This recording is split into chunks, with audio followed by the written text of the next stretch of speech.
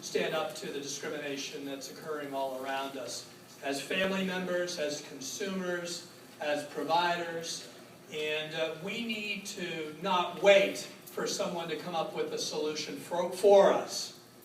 We need to be the solution and to illustrate what it is that we demand in terms of adequate care and treatment for our illnesses. So insurance companies will hopefully do the right thing at the end of the day, but only if they feel the pressure, because they're not unlike everyone else.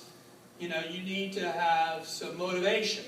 And one of the things that I hope we can do is build that motivation and that advocacy by setting up these opportunities for people to be consumer advocates.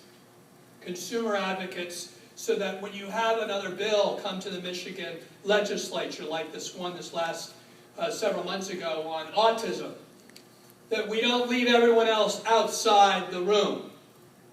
That everybody gets to come in. People with schizophrenia, people with depression, people with bipolar, that we don't just select a few people who can be the winners. We want everybody to be included, because here today, tomorrow it may be you or your family member. And if we just go about this in a way that doesn't acknowledge that we're all in it together, we're all losers. Because then we minimize the power that we're going to have if we work together.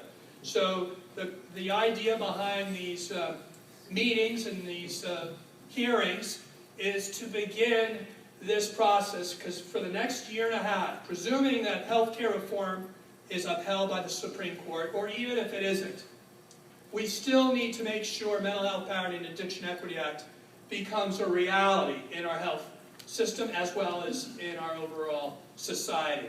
And that will only happen if people stand up for themselves. So I'll conclude with this before we'll have a few folks share.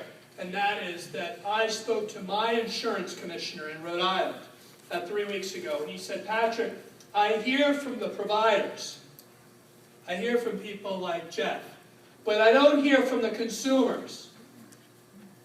And I said, well, we've got to change that.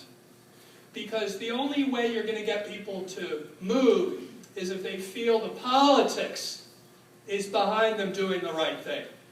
And finally, let me say, civil rights didn't just pass because someone woke up and said it would be nice to make sure everyone's treated equally. It happened because people demanded it happen. We're not going to get justice, we're not going to get parity, if we don't fight for it. Even if it is the law, it's not going to be effective unless it's implemented. And that's where all of you are part of this effort. And so I would encourage you from today on, you've got a chance to fight for parity in Michigan.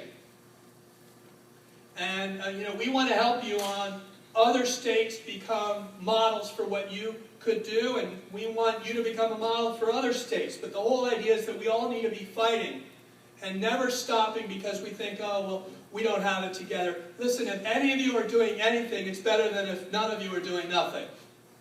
So I hope that you think of that as you participate today, but as you leave from here and as you talk to your community leaders about what we can do to build a better world going forward in terms of enforcement.